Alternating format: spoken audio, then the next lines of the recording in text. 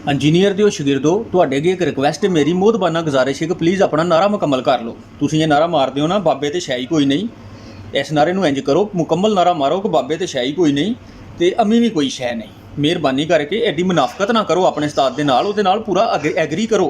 क्यों क्यों डरदे पे? एडी चंगी गल है। देखो मावां सारियां दियां सांझियां हुंदियां ने, जो जी तुहाडी मां हो जी मेरी मां, मावां दी मैं बड़ी इज्जत करना वा, लेकिन तुसीं कुत्ती नस्ल दे हो। समझ लगी जे?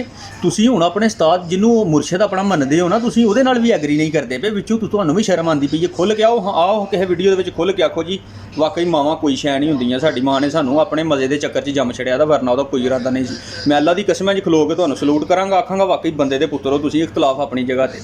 बहरहाल मावां इक्को जिहियां हुंदियां ने। अपनी अम्मी नूं यानी कि मेरी ताई होरां नूं मेरा सलाम दिओ, तो उन्हां नूं आखिओ कि मां जी यासर भाई दा पैगाम आया है। यासर भाई कहते पे ने कि कोई गल नहीं मां जी, अगर तुहाडे पुत्तर बगैरत निकल आए ने ना, उन्होंने इस गल ते एग्री कर लिया ना कि साडी मां ने